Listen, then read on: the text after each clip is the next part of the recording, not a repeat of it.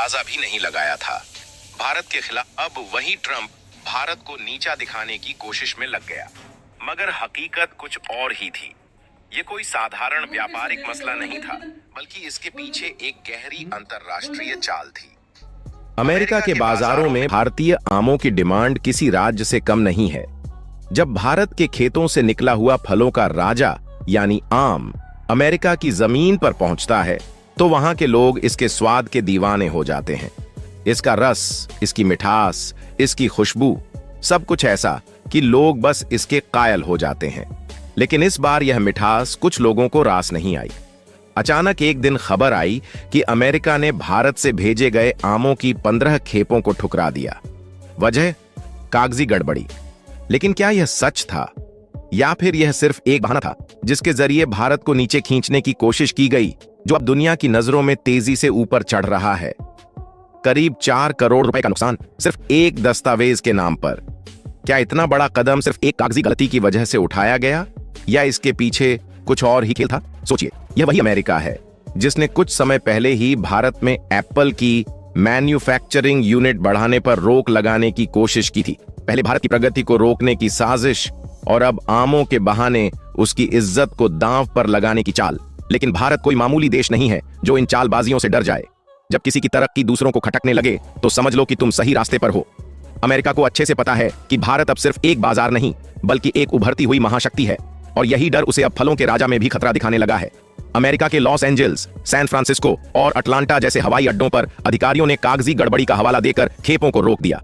भारतीय निर्यातकों को 2 रास्ते दिए गए, या तो इन आमों को वहीं नष्ट कर दो या फिर भारी कीमत चुकाकर इन्हें वापस भारत लाओ। लेकिन दोनों ही रास्तों में नुकसान तय था। वापस लाने में समय और पैसा दोनों बर्बाद होते, और ऊपर से आम खराब होने का डर। नतीजा, वो मिठास भरे आम जिनकी खुशबू और स्वाद के लिए लोग तरसते हैं, अमेरिका में ही नष्ट कर दिए गए। सोचो, उस स्वाद का क्या हुआ जो न तो अमेरिका के लोगों तक पहुंच पाया, न ही भारत लौट सका। वो सुगंध, वो ताजगी, वो मेहनत, सब कुछ मिट्टी में मिल गया। मगर भारत ने हार नहीं मानी। उसने न तो झुकने का नाम लिया, न ही रुकने का। अगर अमेरिका ने यह चाल चली तो भारत ने पूरी दुनिया को दिखा दिया कि उसके आम सिर्फ अमेरिका के भरोसे नहीं है। जापान से लेकर दक्षिण अफ्रीका, कोरिया से लेकर सऊदी अरब तक भारतीय आमों की खुशबू हर कोने में फैल चुकी है। और सबसे मजेदार बात, सऊदी अरब को भेजे जाने वाले आम सिर्फ कच्चे नहीं होते, बल्कि पूरी तरह से प्रोसेस्ड होते हैं। उन्हें धोया जाता है, छीला जाता है, उनके बीज निकाले जाते हैं और फिर कीटाणु रहित करके टिन में पैक कर दिया जाता है। यह प्रक्रिया इतनी शानदार है कि अमेरिका के पास भी ऐसा कोई विकल्प नहीं है। 2024 के वित्तीय साल में भारत ने अमेरिका को 2045 मीट्रिक टन आम निर्यात किए और इससे करीब $50 मिलियन की कमाई की। ये आंकड़े अपने आप में साबित करते हैं कि भारत कोई साधारण फल बेचने वाला देश नहीं है। यह एक ऐसा उत्पादक है जिसने अपने स्वाद के जादू से पूरी दुनिया को दीवाना बना लिया है। लेकिन अफसोस, अमेरिका ने एक ऐसा मौका गंवा दिया जो न सिर्फ व्यापार को बढ़ाता, बल्कि दोनों देशों के बीच विश्वास की नींव को और मजबूत करता। भारत के आमों को ठुकराकर अमेरिका ने सिर्फ आर्थिक नुकसान नहीं किया, बल्कि यह दिखाया कि वह अब भारत की बढ़ती ताकत से असहज होने लगा है। और यही बात भारत को और भी मजबूत बनाती है। जब तुम्हारी कामयाबी से दुनिया के बड़े बड़े देश घबराने लगें, तो समझ लो कि तुम सही रास्ते पर हो। अब सवाल यह है कि क्या यह सिर्फ आमों का मसला था, या फिर भारत की बढ़ती ताकत को काटने की कोशिश?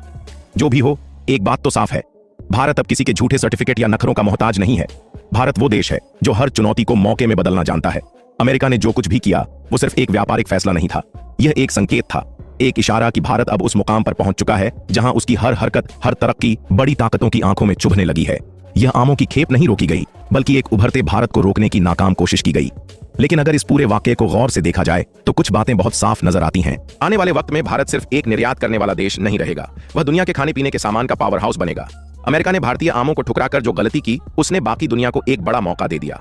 अब जापान, दक्षिण कोरिया, यूरोप और अरब देश भारत की इस ताकत का फायदा उठाते हुए उसके साथ और गहरे व्यापारिक रिश्ते बना सकते हैं। भारत अब अमेरिकी बाजार पर निर्भर नहीं रहेगा, और यह घटना यह भी बताती है कि भारत को अब खुद को सिर्फ एक उत्पादक नहीं, बल्कि एक ब्रांड की तरह पेश करना होगा। जिस तरह फ्रांस अपनी वाइन को, इटली अपने चीज को और जापान अपने इलेक्ट्रॉनिक्स को गर्व से दुनिया के सामने रखता है, उसी तरह भारत को अपने आम, मसाले, चाय और बाकी कृषि उत्पादों को एक सांस्कृतिक ताकत के रूप में पेश करना होगा। एक और दिलचस्प बात, जिस रेडिएशन पेपरवर्क के बहाने आमों को रोका गया, वह तकनीकी मसला शायद जानबूझकर उलझाया गया था ताकि भारत को वैश्विक मानकों के जाल में फंसाया जा सके। लेकिन भारत अब इस खेल को अच्छी तरह समझ चुका है। आने वाले वक्त में भारत खुद इतने सख्त नियम बनाएगा कि विदेशी ताकतें भी भारतीय मानकों के सामने झुकने को मजबूर होंगी। अमेरिका ने जो चाल चली, उससे भारत अब अपने कागजों को नहीं, बल्कि अपने पूरे सिस्टम को और मजबूत करेगा। और हाँ, यह भी साफ हो गया कि भारत को अब अपनी ताकत को सिर्फ वैश्विक मांग के भरोसे नहीं छोड़ना चाहिए। भारत के पास एक इतना बड़ा घरेलू बाजार है कि अगर सारी दुनिया भी अपने दरवाजे बंद कर दे तो भारत खुद से आत्मनिर्भर हो सकता है। इस घटना ने आत्मनिर्भर भारत के नारे को एक जरूरत में बदल दिया है। एक और बात जो साफ नजर आ रही है, जल्द ही भारत उन तकनीकों में सबसे आगे होगा जो खाने पीने की चीजों की क्वालिटी को